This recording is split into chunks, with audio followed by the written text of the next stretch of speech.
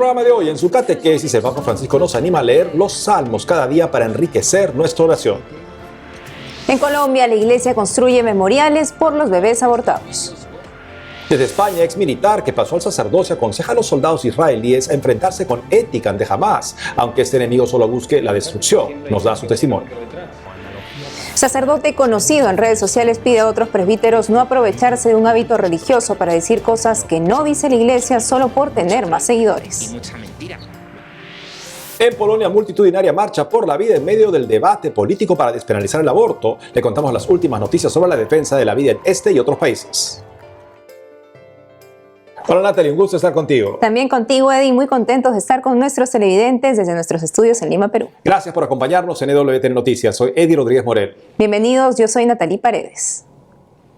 Empezamos las noticias desde el Vaticano, donde acaba de concluir la reunión del Consejo de Cardenales con el Papa Francisco, en la que participaron 3 mujeres. De acuerdo a Ciprensa, se reflexionaron diversos temas como el poder, la democratización y el rol femenino en la Iglesia Católica. El Consejo de Cardenales, también conocido como C9, es el grupo de purpurados que colabora directamente con el Santo Padre en el gobierno de la Iglesia. Sobre esto y más informa nuestra corresponsal Paola Arriaza. El Papa dedicó su audiencia general a la preparación para el Jubileo de la Esperanza. En enero de 2024, el pontífice inauguró el año de oración en vistas al año jubilar. En una carta dirigida al proprefecto del Dicasterio para la Evangelización, el Papa escribió: "Me alegra pensar que el año 2024 pueda dedicarse a una gran sinfonía de oración. Hoy, el pontífice dedicó su audiencia general a esta sinfonía. Invitó a los fieles a participar de ella a través de la lectura de los salmos y subrayó que estos representan la oración de todas las generaciones cristianas precedentes. Sin embargo, pidió a los fieles ir más allá de la repetición y convertirse en autores de salmos. Con ello quiso resaltar su valor y dijo que la lectura de los salmos ayuda a abrirse a una oración menos centrada en uno mismo. Los salmos nos permiten no empobrecer nuestra oración reduciéndola a meras peticiones, a un continuo dame, danos. El pontífice recordó el ejemplo de un joven ucraniano de 23 años que falleció en el conflicto. Entre sus pertenencias encontraron una Biblia con un versículo subrayado, el Salmo 129, que dice: "Desde lo profundo a ti clamo, oh Señor, escucha mi voz". En mi escritorio tengo una edición ucraniana del Nuevo Testamento y los salmos que me han enviado. Era de un soldado que murió en la guerra y él rezaba en el frente con este libro. Al finalizar la audiencia, el Papa recordó que el 20 de junio se celebra la Jornada Mundial del Refugiado. El pontífice lanzó un llamado para acoger, promover, acompañar e integrar a todos aquellos que llaman a nuestra puerta. Que esta sea una ocasión para dirigir la mirada atenta y fraternal a todos aquellos que se ven obligados a huir de sus hogares en busca de paz y seguridad.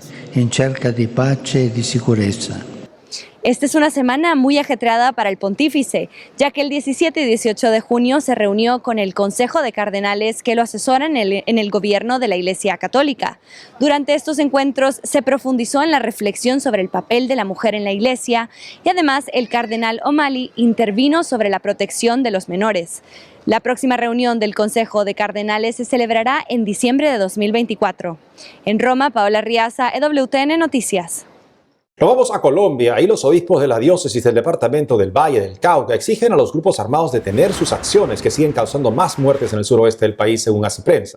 Los prelados piden a las autoridades encontrar salidas para la pacificación. En su comunicado hace unos días precisan el aumento de la polarización, amenazas, hostigamientos, extorsiones, atentados y asesinatos que atemorizan y hieren la esperanza de la gente. Los obispos del Valle del Cauca reiteran el compromiso de la Iglesia de seguir acompañando los esfuerzos para el diálogo en favor de la paz. Según el Instituto para el Desarrollo y la Paz, en la zona actúan disidentes de las FARC, bandas locales y otros frentes. Más noticias de la Iglesia en Colombia con nuestra corresponsal Lida Lozada. En Colombia construyeron 2 memoriales dedicados a los bebés que han sido víctimas del aborto. El primero en Choachí, un municipio adscrito a la Arquidiócesis de Bogotá, y el otro aquí en el área metropolitana de la capital, concretamente en la diócesis de Fontibón. Se trata de una iniciativa que nació en Italia en 1991 con el movimiento conocido como Armata Bianca, como respuesta a la legalización de esta práctica allí. Posteriormente se fue extendiendo a otros países como Polonia, Perú, Ecuador, Chile, México, Venezuela, Argentina y Bolivia. El apostolado es liderado por el ecuatoriano laico Andrés Negri, quien gestionó el traslado de las esculturas desde Guayaquil hasta nuestro país. Bendición de Dios Todopoderoso, Padre. Los memoriales fueron ubicados en 2 cementerios parroquiales. Cada uno contiene una escultura en yeso denominada María, Madre de los Niños No Nacidos, y su figura es la representación de la acogida y el abrazo maternal de la Virgen a cada niño que no alcanzó a nacer. Tu hijo vive es el mensaje central de esperanza que la acompaña. Durante la inauguración y bendición, el cardenal Luis José Rueda expresó que el aborto es una forma de violencia y que, por tanto, estos memoriales son recordatorios para pedir el perdón y la conversión de quienes han pasado por esta situación, madres, padres e incluso médicos y enfermeras. También fue anunciada la construcción de un tercer memorial próximamente en la diócesis de Zipaquirá. Y ahora nos vamos para el suroccidente de Colombia, específicamente para Cali, conocida como la sucursal del cielo, donde la arquidiócesis, a través de su pastoral social y gracias a la articulación que han logrado con la administración local y al apoyo de la comunidad, alimentan diariamente a cerca de 60.000 personas a través de 713 comedores comunitarios ubicados en las 22 comunas y en 15 corregimientos del Distrito Especial de Santiago de Cali. La obra la realizan a través de un servicio pastoral conocido como Diaconía del Pan, que no solo implica alimento material, sino también espiritual y acompañamiento psicosocial a personas de todas las edades que pasan por profundas necesidades económicas. Desde esta acción conjunta logramos que la acción del Evangelio, el amor misericordioso de Jesucristo, la invitación a la fraternidad, a la mano tendida para el más pobre, pues se pueda hacer realidad, se pueda hacer efectiva. Hoy son más de 700 comedores que están operando en la ciudad, sobre todo en las zonas más vulnerables, llevando un plato de comida, una ración de comida para mitigar el hambre en Cali. La historia de estos comedores se remonta a 1996 con la creación de la Comisión Arquidiocesana Vida, Justicia y Paz y del Banco de Alimentos por iniciativa de Monseñor Isaías Duarte Cancino, un dedicado pastor quien 6 años más tarde fue asesinado, al parecer, por sus denuncias en el contexto del conflicto armado. En 2015, la Arquidiócesis y la Alcaldía firmaron el primer convenio para trabajar juntos por la mitigación del hambre. Apoyaron el funcionamiento de 46 espacios, denominados entonces ollas comunitarias, que alimentaron a cerca de 6.000 personas. Con el pasar de los años y gracias al apoyo de muchos laicos, la iniciativa se fue fortaleciendo y permitió pasar solo de las ollas a la creación de un programa más integral de comedores comunitarios, a través del cual se han construido también huertas, emprendimientos e iniciativas de intervención psicosocial para esta población. En Colombia, Lida Lozada, EWTN Noticias. Nos vamos hasta Valencia, España, donde se encuentra el padre José de la Pisa. Él es uno de los 29 nuevos presbíteros del Opus Dei que fueron ordenados hace poco en Roma. El padre José de la Pisa dejó una brillante carrera militar para ser sacerdote. Padre José de la Pisa, felicitaciones por su ordenación y es un gusto tenerlo con nosotros en EWTN Noticias. Padre, usted era oficial de infantería de la Marina Española y miembro de la Guardia Real. ¿Cómo era esa vida? Pues desde mi punto de vista una vida muy normal, pero porque es una vida en las Fuerzas Armadas, que es una vida que uno elige voluntariamente para servicio a los demás, para ponerse allí delante de la seguridad de tu país y de aquellos sitios donde realmente hace falta y te manda tanto tu país como las organizaciones internacionales. Además, serví 2 años de los 25 años de servicio en la Guardia Real, que es una unidad un poco especial porque se dedica a dar protección al rey de España y a las autoridades o a los jefes de Estado que están en España. Pero al final es una vida de formar a tus soldados, de trabajar con ellos, de estar preparado para desplegar donde la nación te lo pida y allí cumplir las misiones que te den. ¿Y qué lo hizo dejar su destacada carrera militar por el sacerdocio? Me parece que nada, porque no tengo sensación de haber dejado una cosa para pasar a la siguiente, sino que es como un proceso. Yo cuando ya ingresé en las Fuerzas Armadas era miembro del Opus Dei y para mí la vida tiene una idea clara de servicio, de entrega a los demás, de estar allí disponible donde la gente lo necesite, tanto en mi vocación, digamos, religiosa al Opus Dei como en mi vocación militar, que me parecía que era una manera muy concreta de llevar adelante el mensaje del Opus Dei, que es santificar el trabajo. Y me parecía que en un sitio como en las Fuerzas Armadas, un sitio donde realmente te entregas y sirves a los demás, era una manera de cumplir con esa vocación. Luego, con el tiempo, Dios te va llevando y te hace ver que hay más maneras de servir.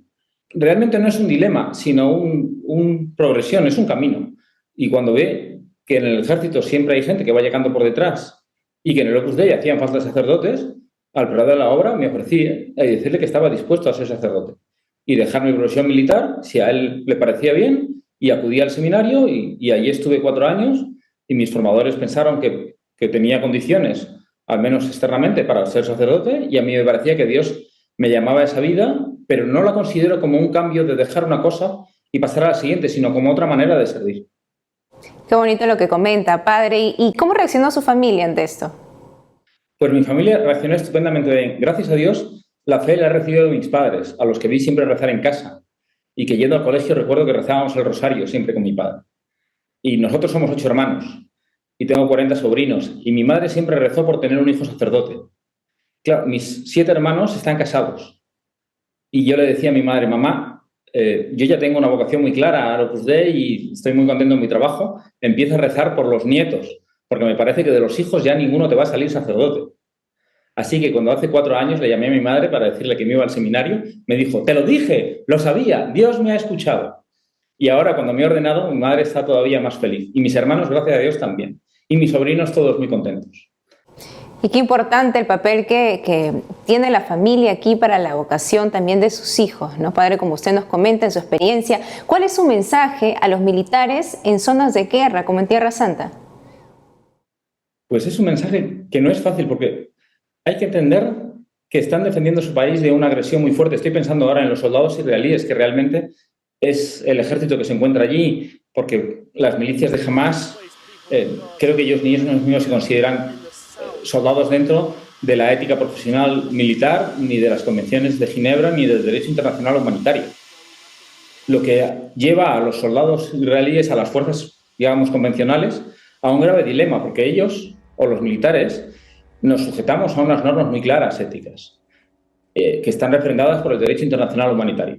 Pero cuando tienes que combatir con gente que no las cumple y que además las usa en su propio beneficio, es el momento de recordar el juramento que todos los militares hemos hecho. Porque no peleamos por nuestra sola salvación o seguridad, sino peleamos en nombre de una sociedad. Un militar no tiene que preguntarse habitualmente sobre la pertinencia o la justicia o la necesidad de la guerra, o al menos un militar profesional, porque le viene impuesto desde un gobierno al que ha jurado obedecer y servir, no como un autómata, porque tenemos conciencia y debemos emplearla y debemos discernir si lo que nos mandan es justo, es ilegal o es legal. Pero una vez hecho eso, les diría que en esa guerra que tienen no deshumanicen nunca al enemigo, aunque sea un enemigo que aparentemente o lo consideren como un enemigo que lo único que quiere es la destrucción del otro lado, y que apliquen lo que dice la ética internacional en el aspecto militar, que es humanizar al enemigo. Buen mensaje, padre. ¿Cuál es su mayor deseo ahora como sacerdote? Pues me gustaría ser sacerdote, solo sacerdote y siempre sacerdote, que decía el fundador del Opus Dei. Porque además, y tal vez sea un poco más específico del Opus Dei, pero creo que sirve para todos los sacerdotes, la misión del sacerdote no es mandar, es servir a sus hermanos, es ser pastor, pero no para decirle a los demás lo que tienen que hacer, sino para acompañarles, para acercarles los sacramentos, para acercarles la misericordia y la ternura de Dios. Y por lo tanto, hay que estar al lado de los hermanos para lo que ellos necesiten. Y ese servicio que siempre vaya acompañado del amor. Padre José de la Pisa, gracias por la entrevista y rezamos por usted. Se lo agradezco muchísimo porque realmente nos hace falta. Hacemos una pausa y al volver. En Polonia, multitudinaria marcha por la vida en medio del debate político para despenalizar el aborto. Le contamos las últimas noticias sobre defensa de la vida en este y otros países. Además, sacerdote conocido en redes sociales pide a otros presbíteros no aprovecharse de un hábito religioso para decir cosas que no dice la iglesia solo por ser modernos y tener más seguidores. Regresamos con más información en EWTN Noticias.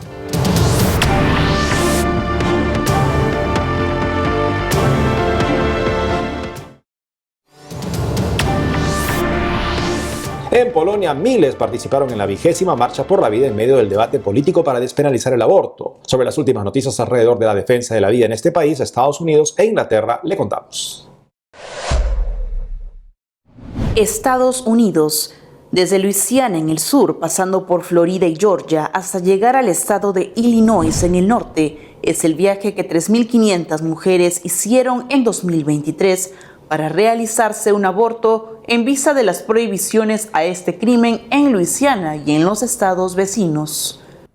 A pocos días de cumplirse 2 años de la derogación de Roe vs. Wade en Estados Unidos, que prohibió el aborto a nivel nacional y dejó la decisión a criterio de cada estado, una nueva data publicada por el Instituto Guttmacher, que apoya el aborto, dice que desde entonces hay más mujeres que viajan fuera de sus estados para terminar con la vida de sus bebés.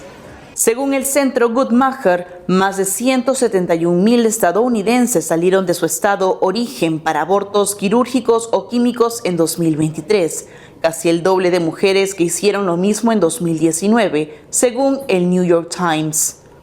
No obstante, entidades como la Asociación Médica Estadounidense y el Centro para el Control y Prevención de Enfermedades demostraron que desde el endurecimiento de las leyes pro vida en Estados Unidos se ha salvado la vida de miles de niños por nacer, según Catholic News Agency. Reino Unido. Con un enérgico mensaje, el presidente del Episcopado de Inglaterra y Gales animó a los católicos a involucrarse en las próximas elecciones del 4 de julio para elegir un nuevo parlamento, informándose sobre las propuestas de los partidos en temas de vida y familia. El cardenal Vincent Nichols expresa: Cuando llegue el 4 de julio y uno vote, sobre todo si lo hace por primera vez, debe tener en mente lo que espera del próximo gobierno. Mi propuesta es que nuestro próximo gobierno se preocupe por crear las circunstancias en las que las familias puedan prosperar. El 4 de julio, por favor, prepárense, empezando ahora. A finales de mayo, el primer ministro británico Rishi Sunak anunció que Reino Unido celebrará elecciones generales anticipadas el próximo 4 de julio, en un momento en que su partido, el Conservador, enfrenta una crisis de poder. En ese contexto, los obispos de Inglaterra y Gales presentan en su página web una sección de 7 temas de interés para los 4,5 millones de católicos en la región, para orientarlos a votar bajo los principios de la doctrina social católica, entre ellos justicia penal, vida familiar, defensa de la vida y migración. Polonia. Miles reafirmaron el respeto a la vida humana desde la concepción hasta la muerte natural en la 20ª Marcha por la Vida en Gdańsk, en la costa de Polonia. En la jornada este fin de semana, los manifestantes se pronunciaron de forma enérgica en contra de los intentos del Parlamento de despenalizar el aborto hasta la 12ª semana de embarazo y la asistencia a las mujeres que se hacen un aborto. Liderados por el presidente del episcopado, Tadeusz Wojda, también se opusieron a la desmoralización, la deconstrucción del sistema educativo, la descristianización de Polonia y en contra de los ataques a la identidad del matrimonio, según Info Católica. Ahora dirigimos la mirada hacia España, donde un sacerdote muy conocido en redes sociales, desde su destacada experiencia, aconseja a otros religiosos cómo dar el auténtico mensaje de Cristo en Internet. Escuchemos la intervención del padre Pachi Bronchalo, sacerdote de la diócesis de Getafe con más de 47,000 seguidores en X. Fue durante la 18ª Jornadas Católicos y Vida Pública en Bilbao. En redes sociales hay mucha falsedad y hay mucho troll y hay mucha mentira. Todo eso es verdad, pero también lo hay aquí en la vida. Mucha falsedad, mucho troll y mucha mentira, ¿vale? Se trata de que nosotros vivamos donde vivamos como personas pues auténticas, ¿no? ¿Cómo evangeliza una en redes? Pues estando con Jesús, teniendo vida con Jesús, teniendo vida espiritual, ¿no? En la vida y en redes sociales tenemos que ser fieles a Cristo, pase lo que pase, venga lo que venga, te crea quien te crea. Porque el testimonio es irrebatible. Tú no puedes cambiar tu testimonio para contentar a la gente. Tú di lo que Dios ha hecho en tu vida. ¿No te creen? ¿No te entienden? Bueno, también es que a veces tenemos ahí nuestro amor propio y pensamos que todo el mundo nos tiene que querer y creer. No, no hace falta. Basta dar testimonio de la verdad, de lo que tú has visto en la vida. Contar que antes no veías y ahora ves. ¿Y por qué? Dar testimonio es también esto. Decir de dónde nos ha sacado el Señor. Es así. Nos pasa cuando vemos un testimonio. Nadie te va a hablar mejor del perdón que aquel que, siendo un asesino, le perdonaron. Nadie te va a hablar mejor de que se puede salir de la pornografía que aquel que estuvo enganchado a la pornografía y llegó a robar a su madre para irse a ver prostitutas. Nadie te va a hablar mejor de lo que es el sentirse querido por Dios cuando no te quiere nadie que aquel que le han hecho mobbing en el trabajo y que ha sufrido una y otra vez el juicio, el desprecio de unos y de otros. El testimonio no es el testimonio perfecto. No hay que esperar a estar perfectos, porque eso no existe. No hay que esperar a ser estupendos para empezar a dar testimonio. Nada, no hace falta. Quien tú eres, porque quien tú eres es lo mejor para que Dios se sirva para poder hablar. Cristo nos ha dejado una sabiduría que vamos transmitiendo de generación en generación, no a palos, sino con suavidad. Pero con suavidad no es negarla. Y está muy mal en redes aprovecharse de una cruz o de un hábito religioso o de un clériman para decir cosas que no dice la Iglesia. Decir lo que a ti te parece mejor, porque así eres más moderno, más guay, y así vas a tener más seguidores. Porque lo importante no son los seguidores, es el testimonio. Y siempre para el testimonio, en nuestra vida y en nuestra vida en las redes sociales, recordad estas tres grandes enseñanzas de Jesús. Ser fieles a Dios, contar con nuestra camilla y ser fieles a lo que nos enseña nuestra madre, que es la Iglesia. Hoy la iglesia celebra a San Romualdo Abad, fundador de la congregación camaldulense de la Orden de San Benito. Desde Ecuador, el padre Juan Carlos Vázquez, director del portal Hablar con Jesús, nos da más detalles sobre la vida del santo. Escuchemos.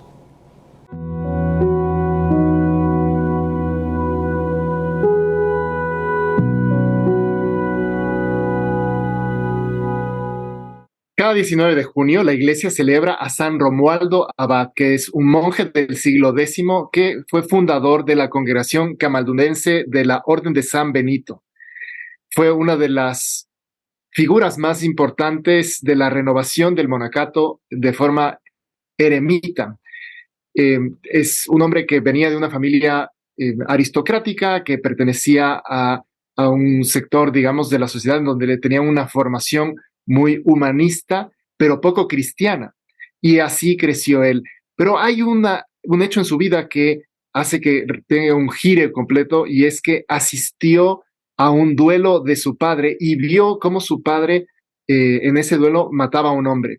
Esto tuvo un efecto bastante fuerte en su vida y le llevó a profundizar en el conocimiento de Dios. Conocimiento que le hará poco a poco sentirse atraído por las Sagradas Escrituras y empezará a estudiar hasta que ve en la vida religiosa algo que le puede ser muy, muy adaptable a su vida propia. Hay algo interesante en su vida, y es que se enemista con otro monje que se llamaba Marino, y esto hace que tenga muchas dudas y le pide a Dios que le dé esa luz. Y al final, con Marino vuelven a forjar una gran amistad, y los dos monjes lograron una conversión de muchas de las personas de su alrededor, incluido el jefe civil y militar de Venecia, que era el gobernador, que también se haría después monje. Aquel hombre era San Pedro Urseolo, ¿no? Que terminó siendo San Pedro Urseolo. Y otra de las conversiones que Dios obró a través de San Romualdo fue la de su propio padre. Me parece que en nuestra vida San Romualdo nos puede enseñar a cómo tenemos que recuperar una amistad, ¿no? A veces las cosas nos separan de las personas, y al igual que San Romualdo con Marino, que pese a que tuvieron muchísimas diferencias, a la final terminaron haciendo una fuerte amistad cuando se conocieron los dos mucho más y cuando pusieron su problema delante de Dios. Me parece que esto es una cosa que todos los cristianos tenemos que hacer, porque a veces nos cuesta mucho el trato con otra persona con la que podemos inclusive desarrollar una enemistad. Y si nos esforzamos igual que San Romualdo, vamos a poder hacer muchísimas cosas buenas, doblegando nuestro interior, sabiendo perdonar y aceptando a los demás como son.